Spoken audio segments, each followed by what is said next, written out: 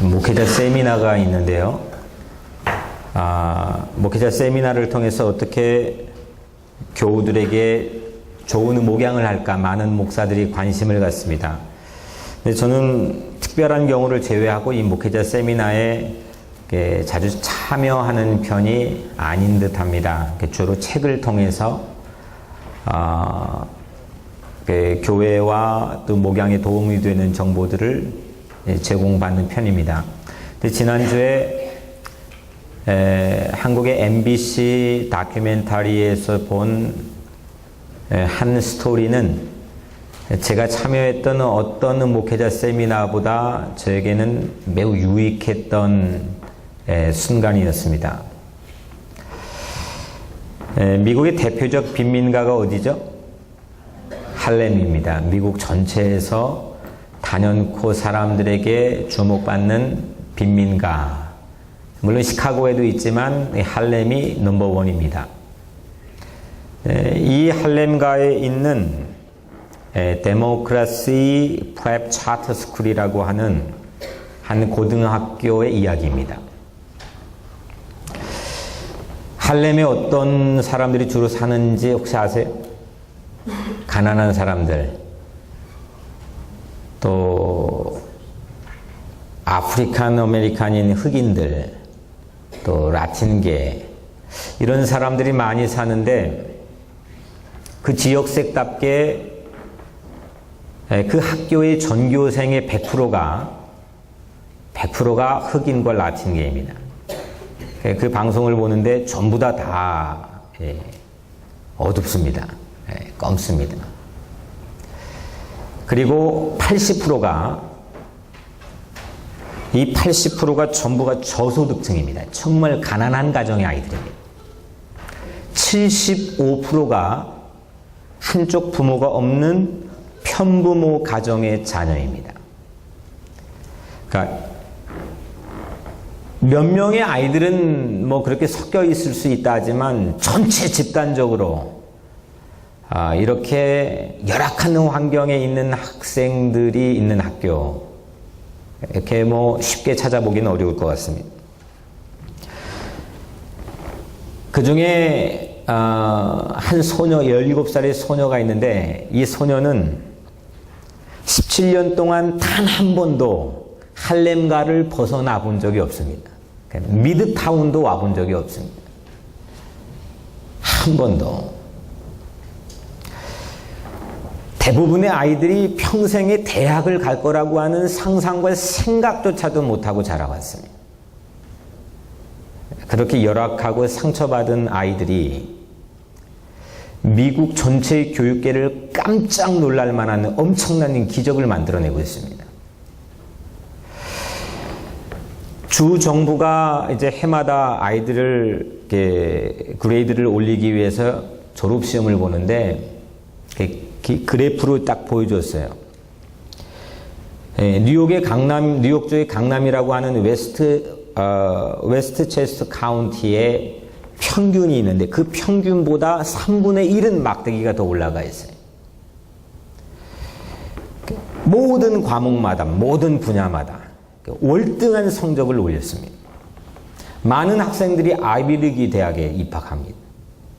대학의 그 학교의 100%가 대학에 들어갈 정도로 7년 만에 개교가 2005년도에 개교가 됐는데 7년 만에 뉴욕주 최우등 학교를 급부상했습니다. 2005년도에 4개 교실로 시작했던 이 작은 학교가 지금은 유치원에서 고등학교까지 7개 학교로 되었고 얼마 전 연방정부에서 110억 원을 지원받아서 한 학교가 이렇게 지원받는 거는 사실 유례를 찾아보기 힘든 일이라는데 이 학교가 110억 원을 지원금을 받아가지고 현재 뉴저지, 워싱턴 DC까지 미국 전역이 15개의 공립학교를 세워나가고 있습니다. 그것도 할렘에서.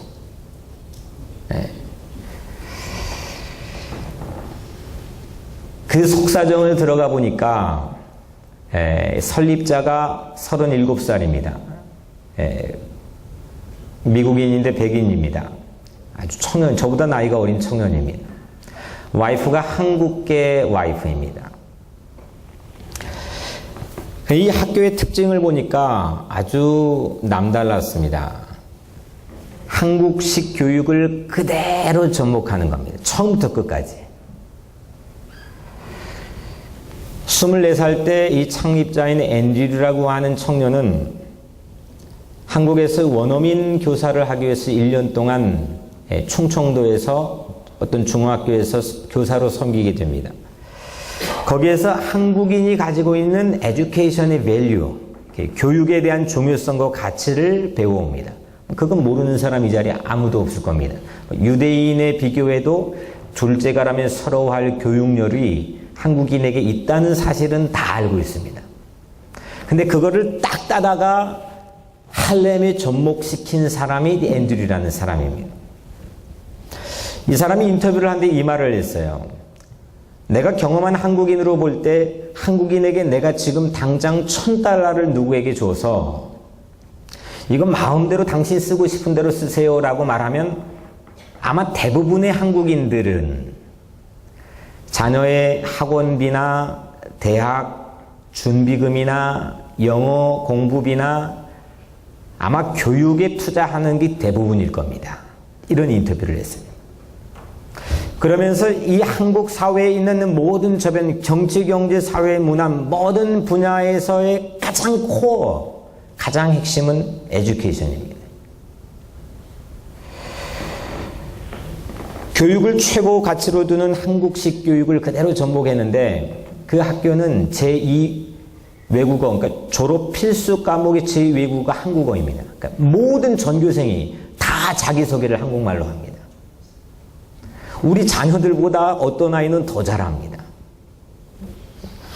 우리도 그렇게 공들여서 한국 문화나 한국어를 그렇게 잘 가르치지 않는 것 같은데 이 학교에서 미국 한복판에 있는 할렘가 있는 학교에서 전체 흑인들이 한국어를 배웁니다. 그리고 가야금, 태권도 등 한국 문화를 가르치고 중요한 것은 제가 참 감동이 됐던 건 한국식 respect discipline, 한국식 예의 범절을 가르칩니다. 등교할 때부터 선생님이 마중 나가서 맞아주면서 모든 걸 검사합니다. 이게 불가능할 것 같다 생각할 법도 한데 이게 그 학교 내에서 이루어집니다.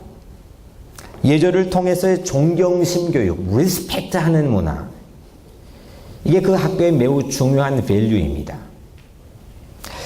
근데 이게 한 50분짜리 다큐멘터리에서 제 마음속에 가장 인상 깊었던 하나는 이겁니다. 왜 하필 할렘이었을까? 그 앤드류라고 하는 그 젊은 청년이 왜 하필 좋은 길목을 좀 잡을 수도 있고, 뭐 교회도 로케이션이 중요하다 하지 않습니까? 학교도 마찬가지일 텐데 이 학교가 성장하기 위해서는 좋은 목을 잡을 필요도 있는데 왜 하필 가장 최고로 열악한 할렘이었을까? 이 설립자인 앤드류는 어린 시절에 그 할렘 남쪽으로 뭐 조금 몇 블락만 넘으면 엄청난 부촌이 있지 않습니까? 거기에서 태어나고 자랐던 것 같습니다. 그가 품었던 어린 시절부터 문제제기가 있었습니다. 왜 몇 블럭밖에 차이가 안 나는데 이렇게 세상을 사는 모습이 하늘과 땅 차이일까? 이 문제제기를 어린 시절부터 가졌습니다. 저는 그걸 다 보고 나서 이거다.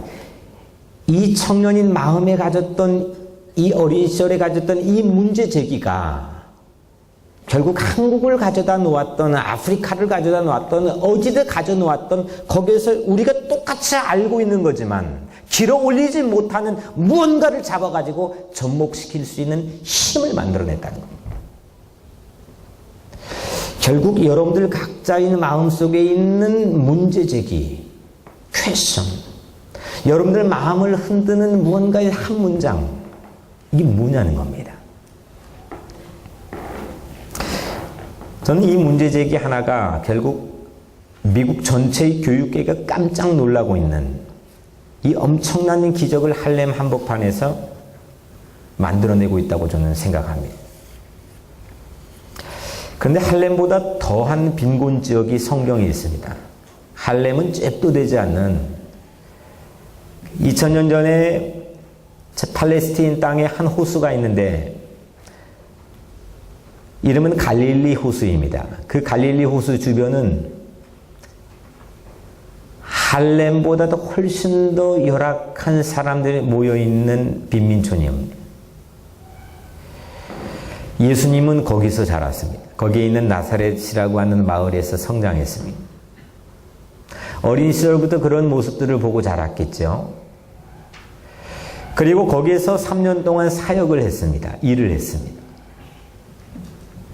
그리고 잠깐 남쪽인 캐피털 수도 예루살렘에 내려와 있다가 처형을 당했습니다. 그리고 다시 살아났습니다. 살아나서 찾아간 곳이 오늘 본문에 보니까 바로 그 빈민촌인 갈릴리 할렘 지역입니다. 거기서 7명의 자기를 따라다녔던 제자를 만납니다.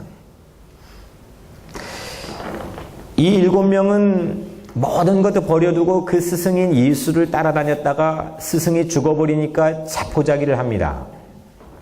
다시 살아나서 부활한 몸을 바로 전장에 보여줬는데도 그 자포자기했던 그 시리에 빠져있던 그 절망을 회복시키지 못하고 결국은 자기의 3년 전에 옛 삶의 터전으로 돌아가 버립니다. 한번 생각해보, 내가 목숨 걸고 했던 건데 그냥 이거 안 되면 다른 옵션도 있지라고 하는 그거에서 베팅한 게 아니라 그냥 모든 것 버리고 가족도 버리고 직업도 버리고 거기에 베팅을 올인으로 한 건데 이게 안 됐습니다. 그리고 옛날 터전으로 갔습니다. 거기서 밤새 옛날에 했던 그물을 던지는 일을 했습니다. 밤새 했습니다. 고기를 잡았습니까? 한 마리도 못 잡았어요. 허탕이었습니다. 어떻게 이런 일이. 그런 이 7명에게 스승인 예수님이 나타났습니다. 그 스승이 나타나서 우리가 아는 매우 중요한 질문을 던집니다. 베드로에게 던졌습니다. 요한의 아들 시몬아, 네가 다른 사람들보다 나를 더 사랑하느냐? 이 첫 번째 질문을 통해서 베드로는 아마도 이런 생각을 떠올렸을 겁니다. 마태복음 16장에 보면 예수님께서 처음으로 내가 이제 장차 죽임을 당하고 고난을 받게 될 것이라고 하는 말을 했을 때에 베드로 그 자신이 내가 지킬 것처럼 호언장담했던 그 순간을 아마 떠올렸을 겁니다. 그렇게 호언장담했던, 난 절대로 예수님 그럴 수 없습니다. 내가 막하고 내가 지켜드리겠습니다. 그렇게 자신만만했던 베드로, 요한의 아들 시몬아, 네가 다른 사람보다 진짜 나 사랑하느냐? 그때 아마 그 장면이 사람이라면 떠올랐을 겁니다. 두 번째 또 물었습니다. 예수님이 똑같이 물었습니다. 요한의 아들 시몬아, 네가 나를 사랑하느냐? 이번엔 아마 겟세마네 동산에서 예수님이 다 데리고 간 것도 아닙니다. 정말 측근의 3명만 데리고 갔습니다. 믿었던 사람 3명만 데리고 갔는데 예수님은 며칠 후면 자기가 죽을 거라고 하는 이 비통한 사실을 알아서 정말 땀이 피처럼 보일 정도로 쏟으면서 비통한 마음으로 기도하고 있는데 바로 그 지척의 거리에서 육신의 연약함으로 베드로는 잠만 자고 있었습니다. 아마 그 장면도 베드로는 이 두 번째 질문을 받으면서 떠올렸을 겁니다. 예수님 마지막으로 물었습니다. 요한의 아들 시몬아, 네가 나를 사랑하느냐? 우리가 같이 알고 있는 것처럼 베드로가 이 세 번째 마지막 질문을 받고 오늘 말씀을 보니까 베드로가 근심을 합니다. 근심을 했습니다. 불과 며칠 전에 예수님이 최후의 법정에 서 계실 때 대제사장 가야바의 뜰에서 바로 담 넘으면 예수님이 지금 비통한 외로운 마음을 가지고 법정에 서셨는데 그렇게 호언장담하고 자신만만했던 베드로가 한 연약한 소녀 앞에서 나는 그를 모른다고 저주하고 맹세하면서까지 부인했습니다. 아마 베드로가 양심 있는 사람이라면 그 장면을 이 세 번째 질문을 받고 떠올렸을 겁니다. 아니나 다를까 예수님께서는 그 베드로가 부인하기 직전에 닭이 3번 울기 전에 네가 나를 부인할 것이라고 예고해 주었습니다. 그리고 오늘 또 3번째의 질문을 던졌습니다. 이 질문들은 베드로를 인생을 완전히 바꿔놓은 질문입니다. 마치 앤드류가 한국에 가가지고 한국식 교육의 중요성의 밸류에 대해서 딱 눈이 떠져가지고 할렘과 한복판에 놀라운 기적을 만들었던 사건처럼 이 베드로는 이 사건 오늘 이 질문 3가지 질문 때문에 인생이 화가닥 하고 뒤집혔습니다. 이 질문들은 베드로를 진실하게 만들어줬습니다. 물론 그 전까지도 베드로 예수님이 3년 동안 아주 용기와 기백을 가지고 따라다녔습니다. 그가 신앙이 그냥 껍데기만 있었던 것도 아닙니다. 그는 매우 중요한 역할도 감당했습니다. 그런데 그는 진실하지 못했습니다. 오늘 이 질문은 베드로를 어영부영 또 넘어가게 구렁이 담 넘어가듯이 그렇게 넘어가게 만들지 않았습니다. 요한의 아들 시몬아, 네가 나를 사랑하느냐?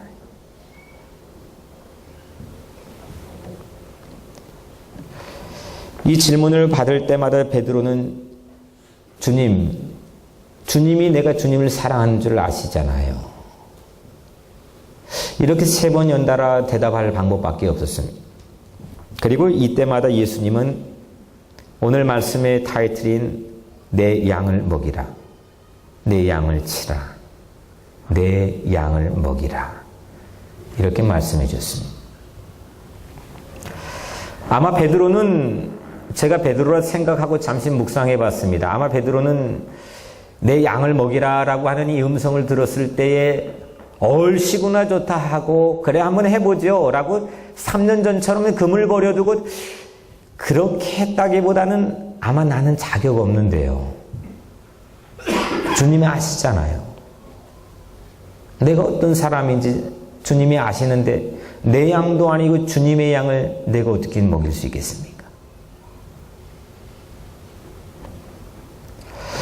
고기 잡는 전문 직업에도 실패한 또 사랑에도 실패한 사람, 이게 베드로입니다.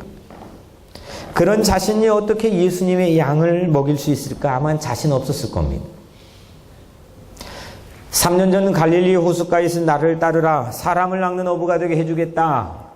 그 말씀이 데자뷰처럼 아마 베드로의 머릿속에 떠올랐을지도 모르겠습니다.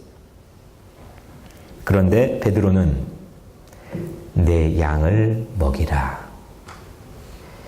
이 말씀을 탁 붙들었습니다. 이 말씀을 탁 붙들고 그 말씀 때문에 사도가 되었습니다. 아파슬이라고 하는 이 사도의 뜻은 보냄을 받았다는 뜻입니다. 좀 더 사도의 뜻을 요약해보면 예수님이 부활에 승천했습니다. 이 땅에는 예수님의 그림자도 없습니다. 근데 예수님의 이야기를, 예수님의 스토리를, 예수님의 능력을, 예수님의 사랑을 똑같이 재현하는 사람들을 사도라고 부릅니다. 스승이 없는데 그 스승의 가르침을 그대로 재현해서 파워풀하게 살아가는 사람을 사도라고 부릅니다. 내 양을 먹이라, 이 짧은 주님의 음성을 마음에 탁 붙들어 가지고 베드로는 사도가 되었습니다. 앤드류가 세상을 떠다니는 수많은 교육 가치 중에 한국식 교육 가치, 이거를 딱 붙들고 대박을 친 것처럼 베드로는 양을 먹이라. 모르는 사람이 누가 있습니까? 이 교육 가치를 끌어올려서 양을 붙들고 가르치며 지키게 하는 인생을 살았습니다. 예수님께서 마지막에 제자들에게 그러지 않았습니까? 내가 분부하는 모든 것을 어떻게 해요? 가르쳐 지키게 하라. 그래서 베드로는 예루살렘 교회를 설립했습니다. 그리고 교회가 그 예루살렘 교회가 가르쳐 지키게 하는 학교가 되게 만들었습니다. 이 모든 일에도 실패하고 사랑에도 실패하고 매사에 허탕만 치는 갈릴리 할렘가에 살던 베드로에게 일어났습니다. 예수님 입장에서도 3번이나 배반을 당했는데 정말 저 사람을 어떻게 믿어야 될까? 저 사람에게 기대를 어떻게 가져야 될까? 그런 절망의 자리에서 내 양을 먹이라 하는 그 명령을 가지고 새로운 학교의 씨앗을 심었습니다. 내 양을 먹이라. 올해 우리에게 품도록 하신 꿈은, 우리 교회의 비전은 한번 따라 내 양을 먹이라. 이 말씀입니다. 양을 먹이는 것은 사람을 가르쳐 지키게 하는 일입니다.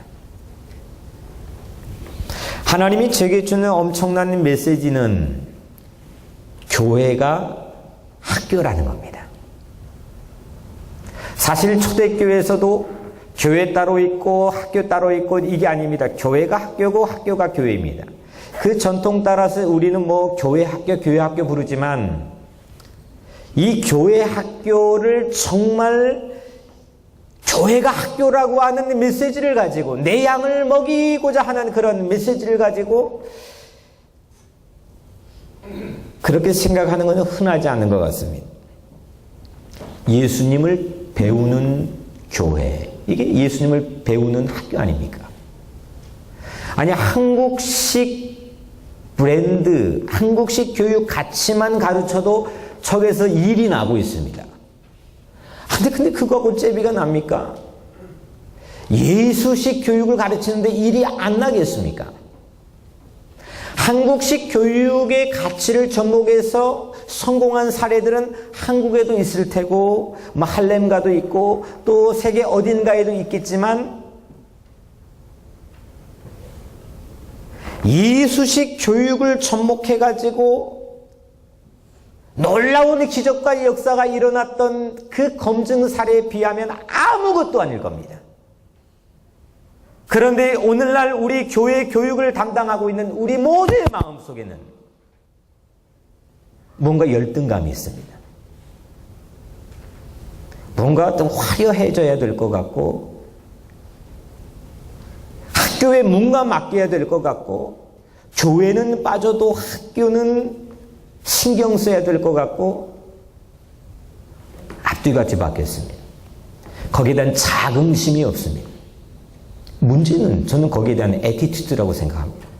그 37살, 32살에 했을 텐데 32살, 3살 때 한국식 교육, 그럼 누구 백인이 뭘 알겠습니까? 이거다 딱 잡고 딱 할렘가 일어났을 때 기적이 일어났습니다. 저는 오늘 올 한 해 동안 우리 마음속에도, 나 자신에게도, 여러분들 자녀에게도 이 예수식 교육은 엄청난 검증 사례를 가지고 있는 이 예수식 교육, 예수를 배우는 교회, 예수를 배우는 학교, 여기에서는 반드시 일이 일어난다고 하는 그런 확신이 여러분들 삶 가운데 있기를 주의 이름으로 축원합니다. 문제는 커리큘럼이 아닙니다. 문제는 우리 마음에 있는 열등감입니다. 이미 세상 교육이 그 자긍심을 다 뺏겨버렸습니다. 어릴 적 그런 장난 해보셨지 않았을까요? 어릴 적 저는 돋보기 가지고 햇빛 해가지고 종이 이렇게 하고 있으면 어떻게 되죠? 타버리죠. 연기가 좋습니다. 참 재미있었어요. 한참 후에 탔어요. 이처럼 저는 목회를 하면서 수도 없이 경험합니다. 한 사람에게 예수님의 빛을 받아서 돋보기로 한 사람에게 계속 비추고 있으면 타버립니다. 가슴이. 저도 탔습니다. 저는 뉴욕 어떤 바닥이 내놔도 우리 교회의 비율로 따지자면 이렇게 회복되고 살아나는 많은 인생들이 있는 교회가 매우 드물다고 생각합니다. 한 사람 계속 예수 그리스도의 빛을 비추면 살아나는 겁니다. 가슴이 타는 겁니다.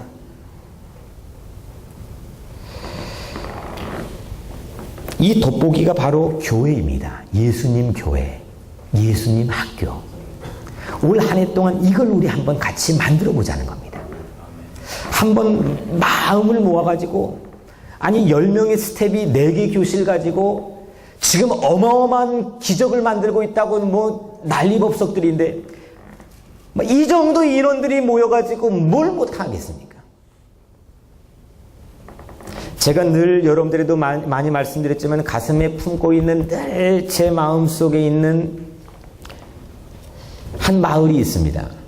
그렇게 내가 섬기는 곳이 되었으면 좋겠다. 우리나라의 구한말 일제시대에 있었던 이 명동촌입니다. 중국, 지금 조선족이 살고 있는 명동촌입니다. 거기에는 윤동주, 문익환, 거기에서 어린 시절에 함께 학교와 교회를 다니면서 성장했습니다. 뿐만 아니라 수많은 민족의 인재들이 거기에서 배출이 되었습니다. 거기에는 반드시 두 개가 같이 있었습니다. 교회가 학교고 학교가 교회였습니다.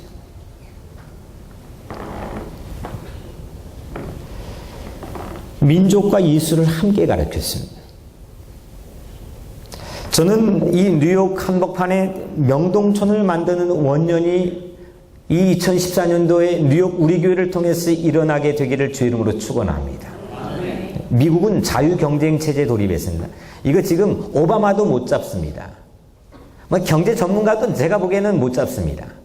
누구도 못 잡고 있습니다. 뛰어가다가 이게 계속 안 지치고 뛰어가는 놈은 살고 넘어져서 자빠져 있는 사람은 도태되는 사회입니다. 다시 말하면 우성은 살고 열성은 죽는 겁니다. 이건 동물의 세계와 뭐가 다릅니까? 이건 동물의 수준으로 전락해버려 있는 이 미국 자유경쟁체제를 누구도 지금 잡아낼 수가 없습니다.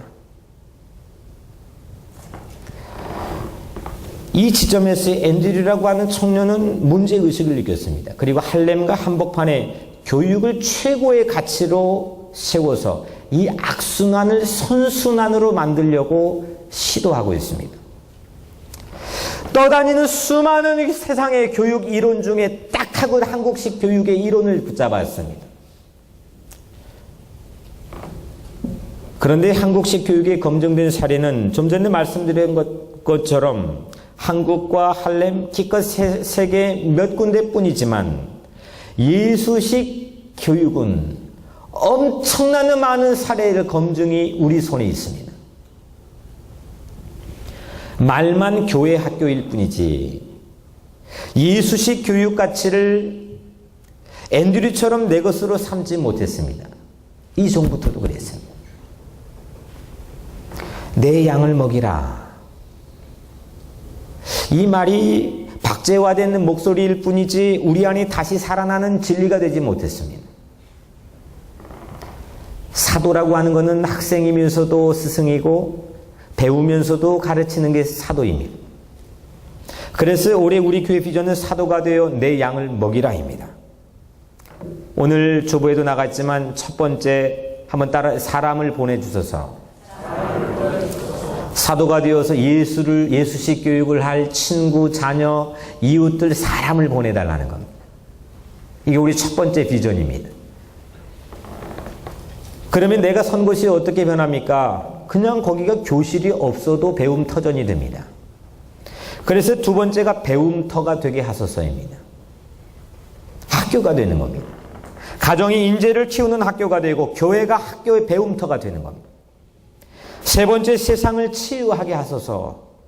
예수를 배우는 학교에서 당연히 예수 사랑으로 가리키는데 치유하는 제자들이 배출되지 않겠습니까?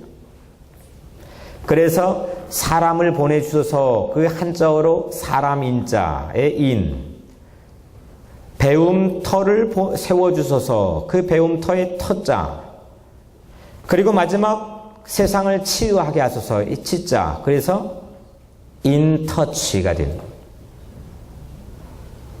물론 영어로도 인터치는 계속 접속하여서 통신하고 연락하는 그런 뜻을 가지고 있습니다. 끈을 놓지 않고 계속 양을 먹이기 위해서 접촉하고 연락하는 겁니다. 그런데 우리 기도의 제목 가운데 가지고 있는 세 가지 인터치는 사람을 보내주시고 배움터인 학교를 세워주시고 그리고 세상을 치유하는 인재가 되게 하소서. 이 세 가지 기도 제목이 매일같이 매주같이 여러분들의 가정과 가슴 속에서 채워지기를 주의 이름으로 축원합니다. 인터치. 할렘 학교는 연방정부에게 110억 원의 지원을 받았습니다. 하지만 저는 하나님에게 이미 사랑의 종잣돈을 그 비교도 되지 않는 어마어마한 사랑의 종잣돈을 받았습니다. 그는 예수의 목숨값을 주시고 나에게 주신 예수의 보혈입니다. 이게 우리에게 받은 가장 큰 지원입니다. 교육은 미래를 위한 투자 아닙니까? 저는 미래를 생각하는 것 자체가 신앙이라고 생각합니다. 많은 교회와 많은 사람들과 많은 인재들은 미래를 생각하는 척하지만 전부 다 현실에 주저앉아 있습니다. 그냥 내가 오늘을 엔조이하면 됩니다.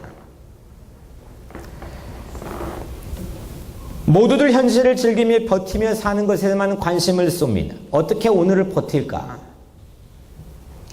그런데 구한말에 우리보다 훨씬 더 가난했던 우리 믿음의 선배들은 비교도 되지 않을 정도로 열악했던 민족의 암울한 역사의 한복판에 선 우리 믿음의 선배들은 미래를 위해 투자했습니다.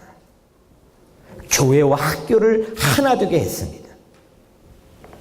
저는 미래를 생각하는 것 자체가 신앙이라고 생각합니다. 사랑하는 성도 여러분, 한국식 교육도 성공한다는데 예수식 교육이 실패할 리가 있겠습니까? 할렘에서도 일어난 기적이 교회에서 일어나지 않는다면 우리 자존심 상하는 거 아니겠습니까? 일에도 실패하고 사랑에도 실패한 축축한 우리 가슴에 오늘 예수님이 돋보기로 내 가슴을 태워주실 길을 원합니다. 내 양을 먹이라. 이 말씀이 내 가슴을 태워주기를 주 이름으로 축원합니다. 한 문장이면 됩니다. 하나의 음성이면 됩니다. 사람을 세우고 배움터를 세워 치유자를 키우는 이 인터치의 꿈을 가지고 올 한 해 우리 가정과 우리 교회가 다시 일어납시다. 예수님으로 가슴을 태우는 돋보기 같은 교회의 학교 교회, 이런 놀라운 꿈을 가지고 올 한 해 여러분들의 각자의 삶에 하나님의 엄청난 축복이 임하게 되기를 주 이름으로 간절히 축원합니다. 기도하겠습니다.